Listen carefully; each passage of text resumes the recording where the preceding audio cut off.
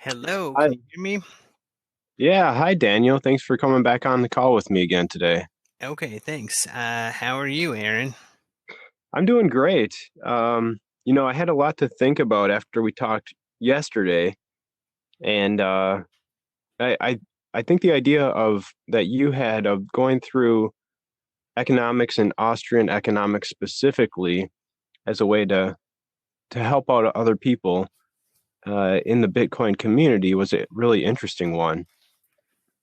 And so if you're up for that, I'd like to try to keep this around an hour, and then going forward, if anyone has questions or if you feel like it's advantageous to keep this up, we could kind of delve further as we go. Okay, sure. Yeah.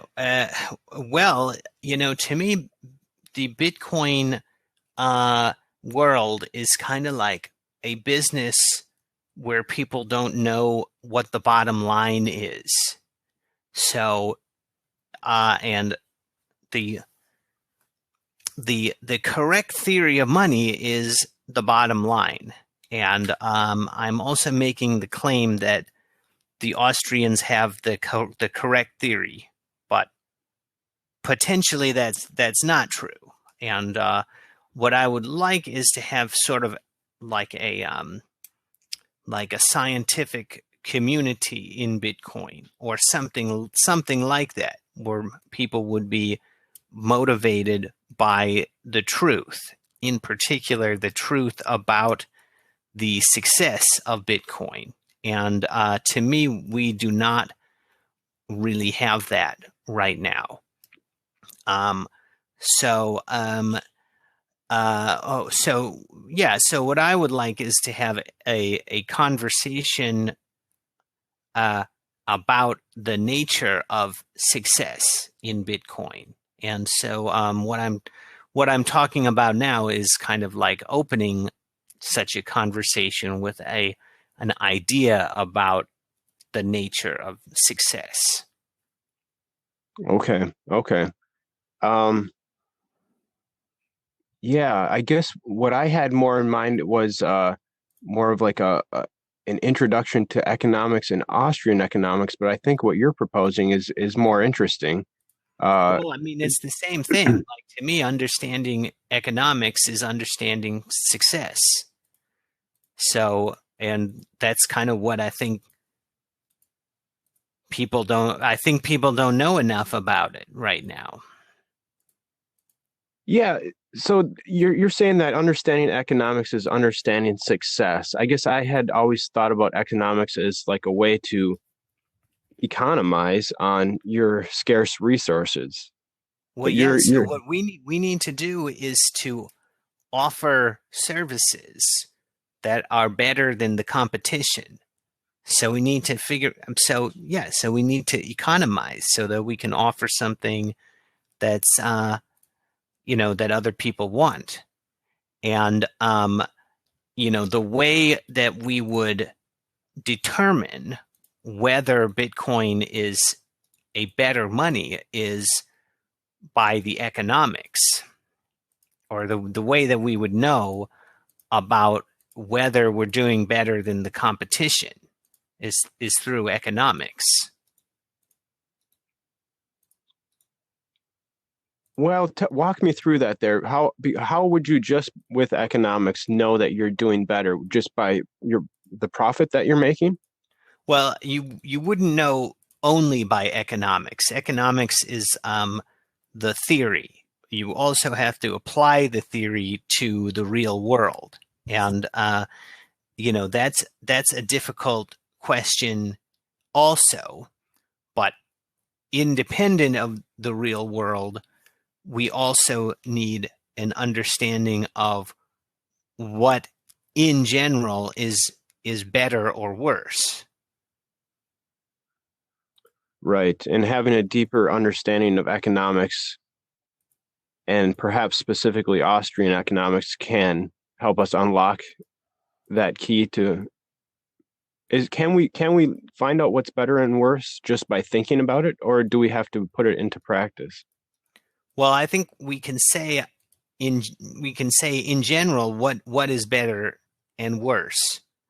But in a real situation, it requires judgment, because we don't know a priori what factors are going to be more important than others, and we don't know. We can't say everything about a real situation in a theory, but what we can talk about in the theory of economics is the nature of the trade-offs that that are involved in different choices. So what we can say is, if somebody was thinking about what kinds of or what money does he want to use, we would use economics to say what would be the nature of his decision, like what is the cost and benefit of it. So once we know that, then we can say this is what we need to make. This is what we need to make better, and this is a cost that we need to reduce. And right now we have a big problem with, if we don't think about that, then we just don't really know what a cost and benefit is.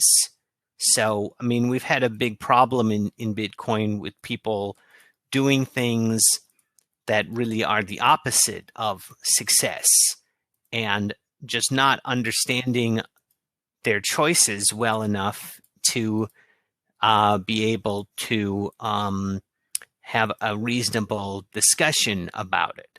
And, I still have economic arguments in BSV. So, people in BSV are like a rarefied subgroup of people who didn't fall for the BTC scam, but there's still a lot of different. There's still a lot of ideas on economics in BSV that I think are unexamined, and if people were to examine them, they would realize that they are still thinking in a way that is anti-success rather than pro-success. So economics lets us look at the trade-offs of our choices in an abstract way, and it tells us what success is like. I think that there's a big connection between economics and virtue ethics, although they are not the same thing. But like if we're talking about ethical philosophy, like we could say that courage is a virtue, or integrity is a virtue. But when it comes to real life choices, these ideas on ethics are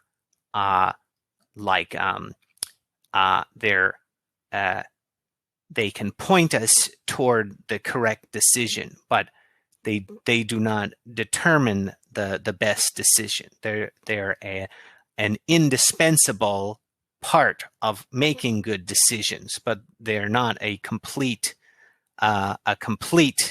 method of making decisions.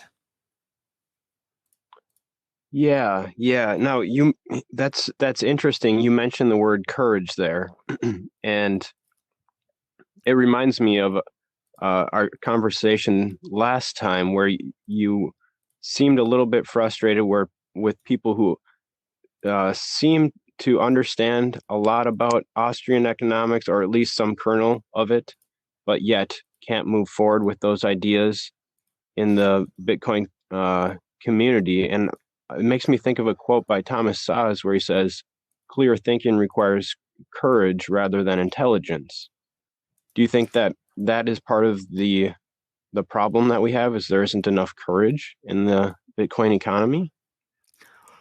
Well, I guess I would say that we do have a lot of courage in the Bitcoin economy. So I guess where I see a problem with courage is outside the Bitcoin economy. So what I was talking about last time is people who are famous proponents of Austrian economics who would rather be professors than entrepreneurs. And I said that they wanted to avoid risk by being professors, even though the decision to stop being professors and instead be Bitcoin entrepreneurs would be a decision that you would think would be something with a high probability of success. I mean, given that if you think you know the real economics, then when you have a whole entrepreneurial system that's entirely based on economics, that works by economics, and other people don't know economics very well, you would think that taking a risk on Bitcoin would be something that would be really good, or it would be expected to be good if you actually knew about economics. So I would say that there is a lack of courage on the part of economics professors. Well, in general, since none of the professors wanted to quit their jobs to join Bitcoin, as far as I know. And in particular from the Austrians, because those are the people who I think actually do know what they're talking about and would therefore be a really big help if they were to join Bitcoin. So I think that if you want to be an Austrian economics professor, that is a lack of courage. Yeah, yeah. So, but I would also say that the Austrian economics professors, the ones that I was talking about, the ones who are famous, and not all of them are professors, but the Austrian economists who are well known that I talked about, also show a lack of knowledge of the Austrian theory of money. So, like, for example, Peter Schiff doesn't seem to understand the Austrian theory of money. I mean, in general, I would say that people who call themselves Austrians think of money as gold, and all their theoretical framework should enable them to think much more broadly about money in an abstract way. But I would say that there is a big in general, they cannot get their minds off gold. yeah. What would it mean for someone to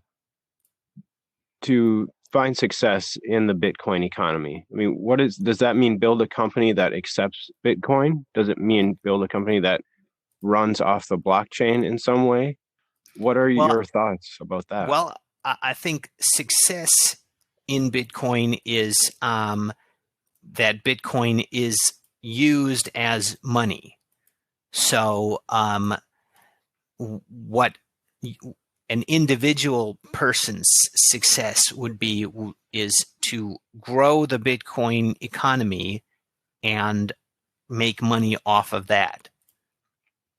So that's something that benefits everybody who's already in Bitcoin, and it promotes the success of Bitcoin as a whole. Yeah, but how does one go about that? I mean, I assume it requires a certain amount of creativity. Let's say that we get through a series of talks and people understand more about Austrian economics to the point where they feel they have a good grasp of it. Uh, Yeah. So happens that- every entrepreneurial act is creative. So it involves knowledge that is unique to you, and this is kind of where courage is required, because you have to self-assess your own knowledge as being adequate if you're going to be an entrepreneur, and you have to take a risk on it. But to me, right now in Bitcoin, there's just not very many people. And I think there's a lot of room for the economy to grow. And so I think people can be more confident about their knowledge. Because really you just need to be better than other people. So it's a lot easier to be better than other people when there aren't very many people here. Right, right. Let's talk about price versus value. So, as Warren Buffett has said, price is what you pay, value is what you get. So it's important not to confuse the two things, because that's really like the whole crux of the matter. You want to buy something that is undervalued. So the price is not the value; it's a conjecture about value, and it is the it is a conjecture that other people have sort of agreed on as what they think the value is. It's the latest trade that occurred, and so far there haven't been any two people who can find a different trade that they can make. So that's kind of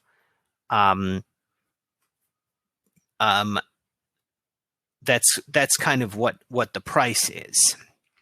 And what you would want is to gain you would want to for a given price that you would buy something, you would want to gain out of having it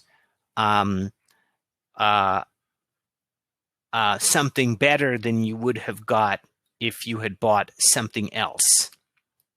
So what we would want is for the benefit of buying Bitcoin at the current price, and of course I'm talking about BSV, and the current price is like 340 or something.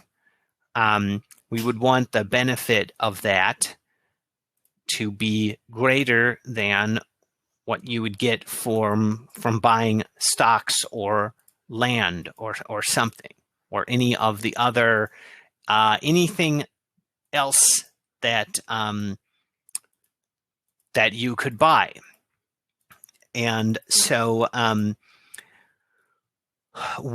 so value is what ultimately happens. Like price is what happens right now. Price is present, and value is in the future. So what we would want is to create a future that is or better for Bitcoiners. And it's really the and so we would want the value of Bitcoin to be better than the value of, you know, the stock market or something. And in order to understand what that actually would mean, we need economics, because that's what economics is about. It's about the trade-offs of different choices. So if we're saying is one more Bitcoin better than buying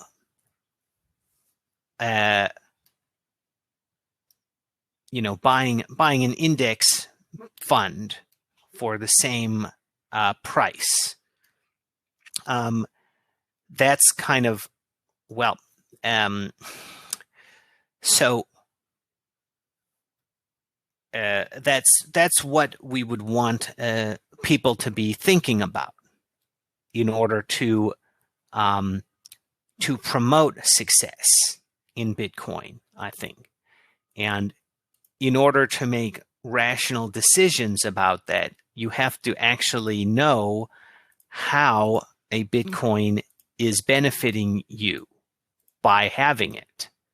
And in order to know that, you need economics, and you also need to know about how a stock is benefiting you if you're holding it, because we want to compare those two things, and that's economics. And so to me, this is sort of like what everybody should have been talking about from the beginning, but instead it's really how nobody talks right now. So, like, as I said, like right now, Bitcoin is like a business that doesn't know what the bottom line is. To me, what I'm talking about is the bottom line. And like, I think people hype up Bitcoin a lot, and there's a lot of talking about how great it is. But if people don't even know what the bottom line is, that's really not very successful. To me, that's like something very, very simple that really ought to improve the prospects of Bitcoin a lot if people would just start thinking this way. And well, I mean, a business that doesn't know what the bottom line is just won't succeed. You see what I mean? So I think that we're talking about really, really basic things that are necessary for success that people have been ignoring for a really long time. And for you, what is the bottom line? Well, the bottom line is Bitcoin better than the alternative? So what makes Bitcoin better than alternatives? Mm-hmm. So okay, well, the Austrian theory, my very compressed form of the Austrian theory of money, is that the value of money is the other entrepreneurs. So if you buy a company, you get income, or if you buy stock from a company, you get income from dividends, or at least potentially you will get that.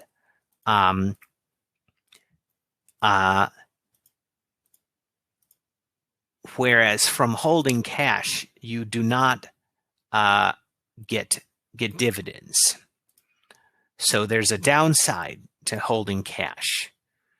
But the upside is that you also get to buy whatever the other entrepreneurs produce that doesn't exist yet or that isn't known about yet.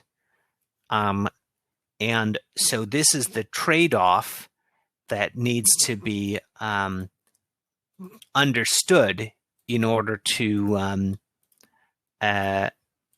make rational decisions about Bitcoin's value. And I just don't think anybody has been. I mean, to me, it seems like nobody has been making rational decisions about value, because I just haven't ever heard anybody else talk like this. And so when you invest in BSV, or the Bitcoin Satoshi Vision, you get access to these other future entrepreneurs, but not when you invest in a stock or hold cash or gold or something like that, or at least comparatively. Well, yeah, when you get a stock, then you get whatever that particular company is going to earn, or you get you get a fraction of it. Mm-hmm.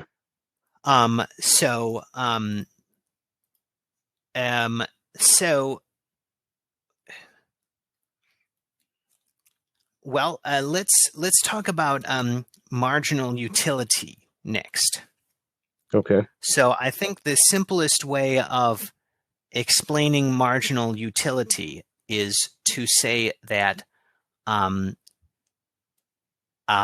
value is not inherent in a good. Rather, it is in relation to what already exists. In other words, value has to do with small changes to what you have, rather than to the specific good. So that's why I said earlier that economics is about trade-offs. So whenever you're talking about what you have and what you could add to that, there's a trade-off. And so if we say one Bitcoin versus this buying the same dollar value of an index fund, that's marginal utility, because we're talking about a small change in relation to what you already have. And the idea of marginal utility was prompted by the diamonds versus water paradox in economics. And the paradox says, why are diamonds extremely valuable versus why is water not very valuable, even though water is necessary to sustain life, whereas diamonds are not. And the answer is that there's a lot more water than diamonds around. So we don't use water only to sustain life. We have a lot more water than we need for sustaining life. So sustaining life would be like the first thing that we would use water for. But if we can do that and we have water left over, then we would start using water for the second thing that we need it for. Like, I don't know what the second one would necessarily be, but you could say like cleaning, or building a water park, or building a fountain, or something frivolous, right? Like if we have a lot of water, we can get to frivolous uses of it. And the last use that that has to do with the value, because that's what you lose if you lose a small amount of water. Does that make sense? Yeah. So potentially we could imagine a world where there's diamonds everywhere.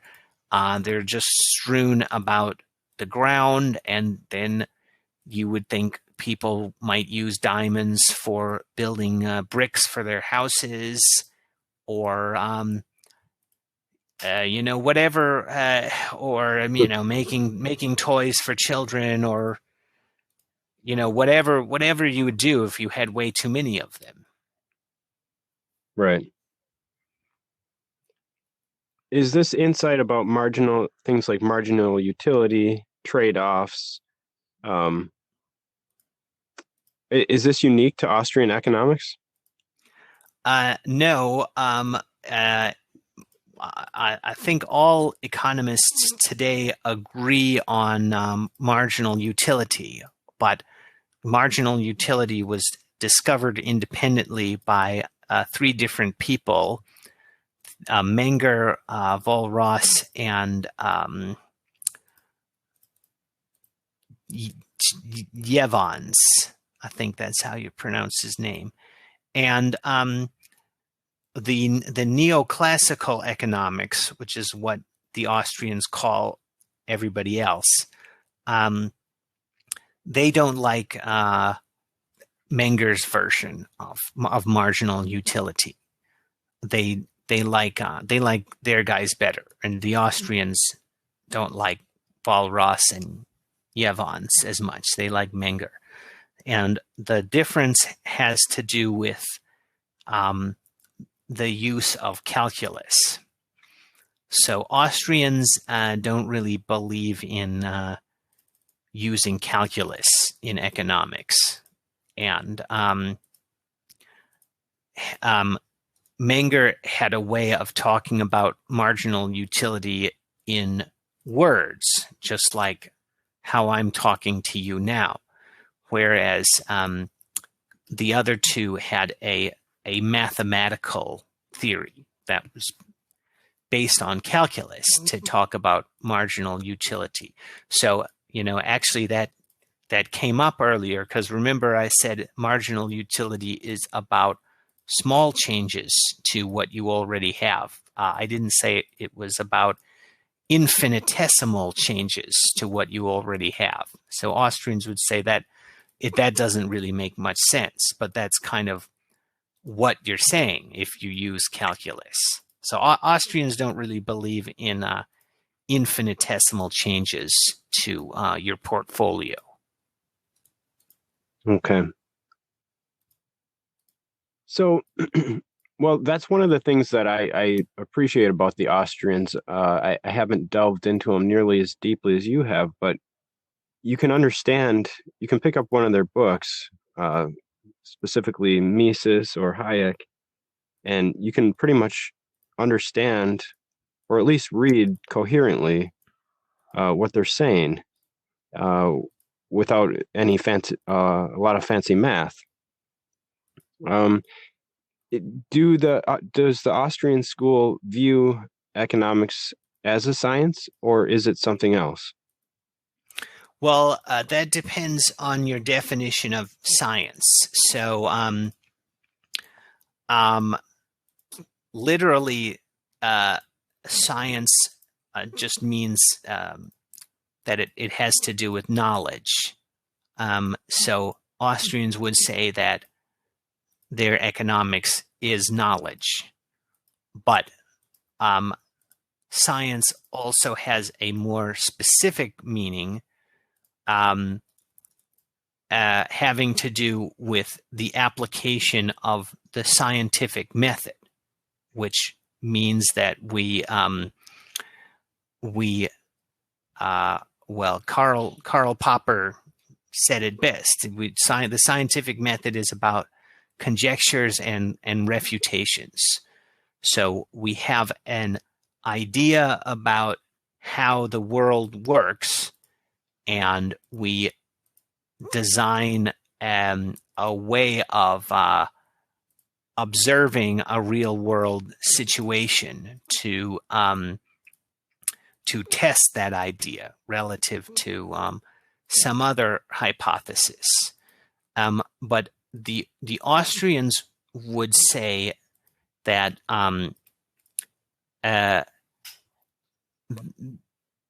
the theory of economics comes from the idea that people make choices to maximize their own benefit, and ultimately you can't look into somebody's brain to see what is maximizing his benefit. Well, I mean, you can't look into a person to see it, because the answer really isn't, well,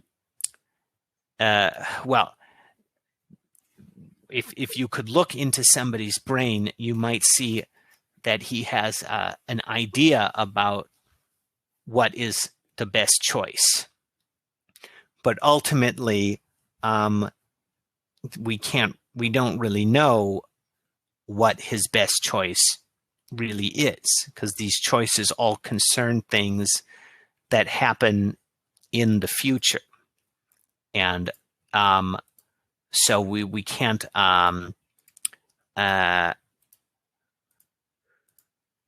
we can't see what would have happened and how happy he would be if he had done something different.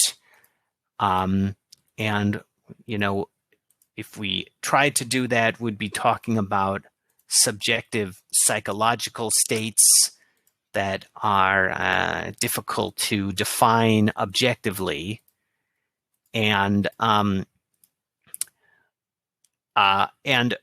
if we tried to control the situation like in a controlled experiment, we'd really be talking about two different people who may have different benefits. So people can, enjoy things differently. So something that maximizes one person's benefit is not the same as what maximizes benefit for somebody else. So what the way we think about economics in the Austrian school is we say that people's choices are about maximizing their benefit. And we don't try to second guess people and try to say what is really maximizing benefit, because that's not something that we can actually answer. We think about games that concern the allocation of resources among these players who are trying to maximize benefit, and we make the theory broad enough to include any kind of person in it. So we don't impose some idea about a person's ultimate benefit on him. We think about these games in terms of whatever the player wants. So now, well, do you have any questions on that? Yeah, you mentioned a few times maximize their own benefit. Would it be, for me, it's helpful to think about the word maximize. It kind of throws me off. Could it be thought of as just people make choices that to where they want to achieve their own goals, whatever those goals may be?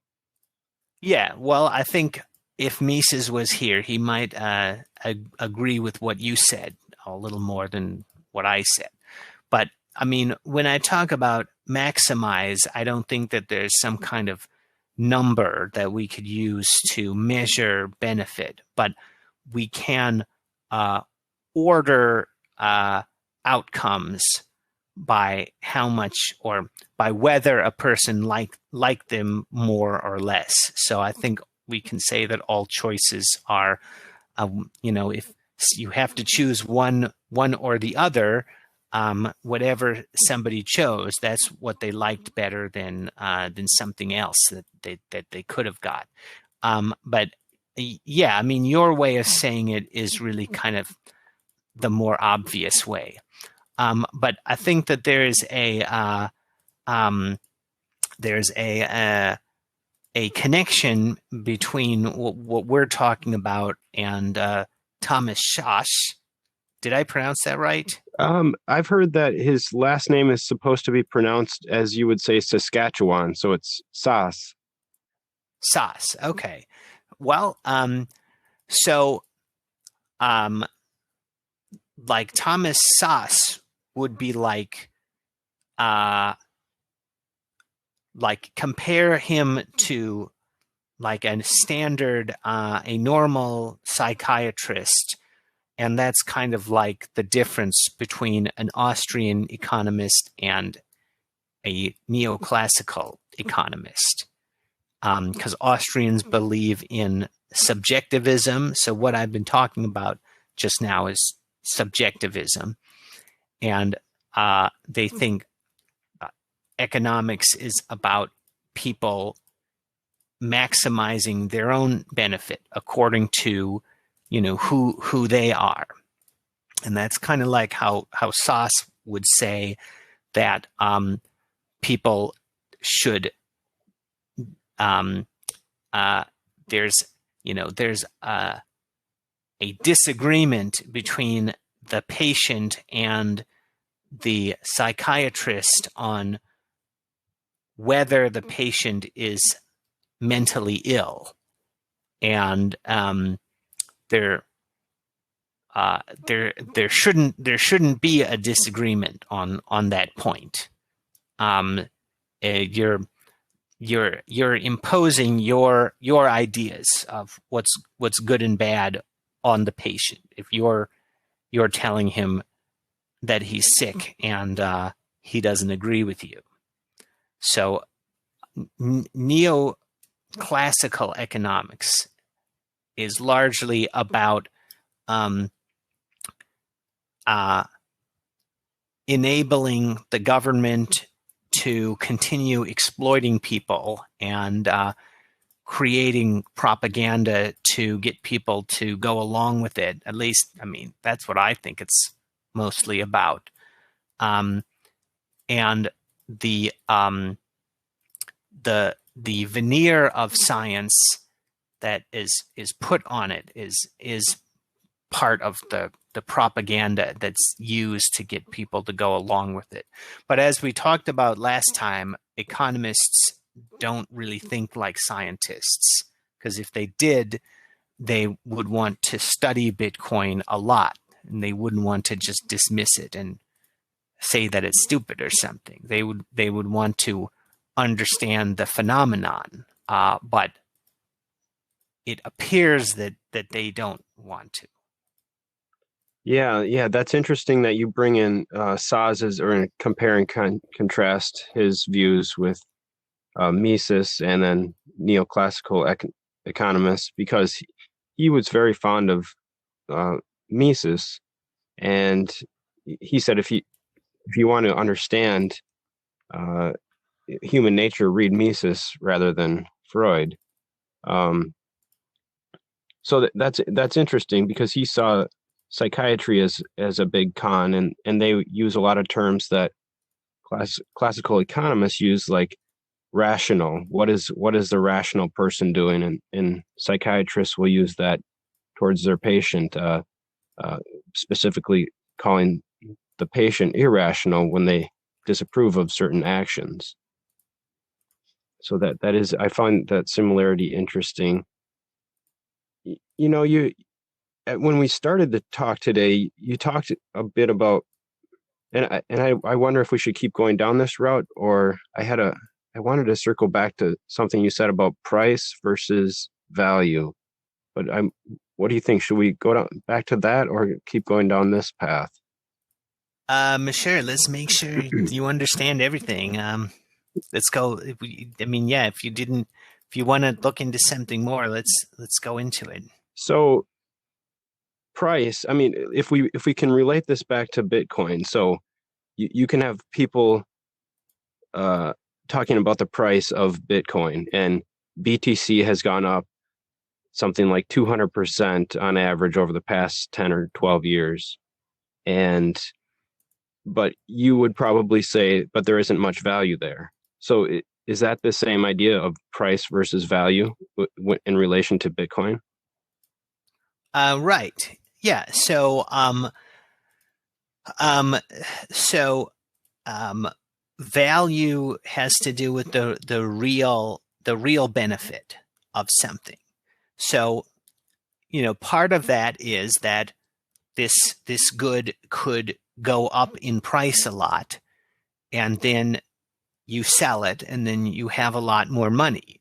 So, we could say that if we go back in time, we could say that there was value in BTC because of that. But people can only realize this value by selling at the right time, because I don't think that there is any, as much as they say that you need to hodl, like, I don't think that you actually gain anything from hodling BTC. You gain by selling out at the right time. And so that's a much more risky proposition than just holding something that's just actually good on its own. Like, compare BTC to a piece of land. Like, maybe that land will not go up in price, but you can also farm it and you can live on it. And maybe it has a very nice view or something. Like, these are all things that are just good just from having it. And so money is kind of like that, except that you do have to get rid of it in order to gain a real benefit from it. But money is not like BTC, which is something you have to sell it for money so that you can then go and buy something else. I mean, the benefit that you can get from money is that someone would actually make offers for that money. And in particular, there may be opportunities that are not known to you currently, that are being made for the money. And that's kind of the benefit of holding the money, is that there's other stuff happening in the world that you don't know about, but it's stuff that can benefit you, because if everybody's using this money for trade, which is what money is the universal medium of exchange. That means that it's good for you when new stuff is coming out. Well, let me talk about a little more about this idea of subjectivity, because one way that people I have spoken to have understood this idea is a way of saying that there's no knowledge in economics. So, like, if I say, like, BTC doesn't make any sense, there's no reason to want it. People can say, well, there's Austrian economics has a subjective value theory, so you can't say, why somebody shouldn't want BTC. So, I mean, technically that is that's correct, because somebody could just enjoy having BTC just because he really likes it. You know what I mean? For no other reason. Right, And right. as an economist, I couldn't say that there's anything wrong with that. Well, I mean, I don't think there's anything wrong with that. I mean, but there's some deception there, because I don't think that that's what people in BTC think that they're getting out of it. And this is kind of the difference between economics and the real world, because now we're talking about what do people really think, or what do they really want. And now we're talking about things that require judgment and are a little are outside of economic theory. But when in economic theory, there's a difference between a consumer good and a higher order good. And the difference is that a higher order good is like a step along a process of getting something you want, where you only get what you want at the end of the process. So like a capital good is a higher order good. It's like a machine that you use to produce things that you want. But if you didn't want those other things, you wouldn't want the machine. So money is also a higher order good, because generally, or well, by the definition of money, you wouldn't just want it just for itself. You would want it because other people are using it for trade, so you can buy things from them with it. And anything that is generally used as a higher order good could also be a consumer good, right? So you could have some machine and put it in a museum and say, this is or put it on display in your house or something, like a piece of art. That would make it a consumer good, just because you think it's interesting. Like you could get an old sewing machine or something like that and say, this is what people used to use in the past. Then it's a consumer good. So nothing in real life is one or the other, because you could use, everything has multiple uses in reality. But in theory, what we can do is say that this kind of good is a consumer good and another kind of good is a higher order good. And when we can do that, then we can talk about the value of the higher order good in terms of the consumer goods that we ultimately will get out of it. And if we don't do that, then we really can't say much of anything as economists, because then we're just kind of like, oh, well, people just like stuff for whatever reason they want.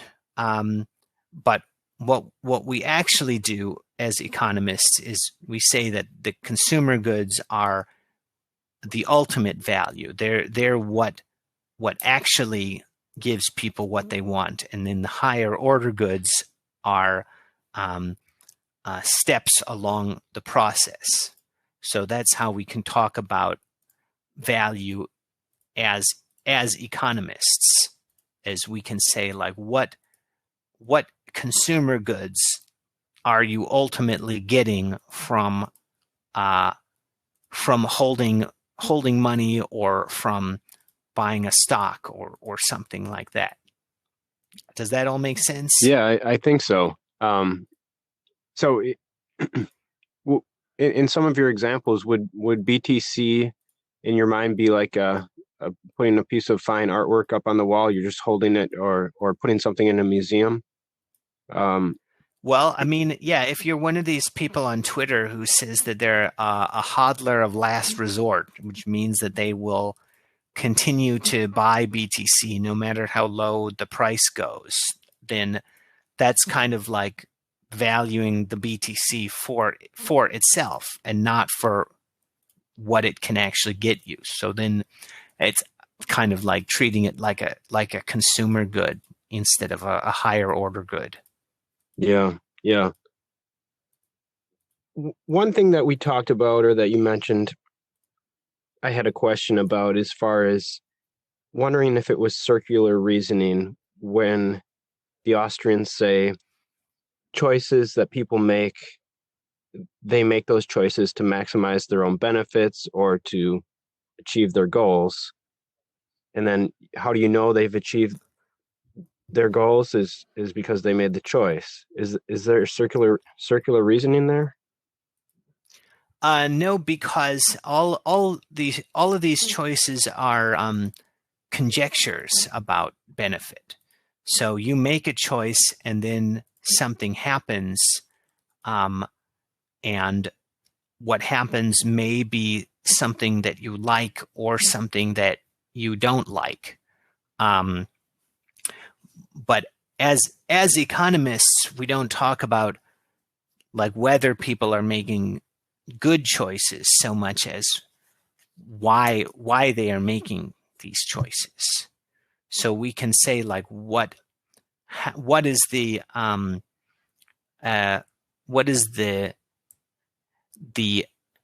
like at the equilibrium prices for different goods, how are people benefiting? And we would say that there is some benefit from one thing that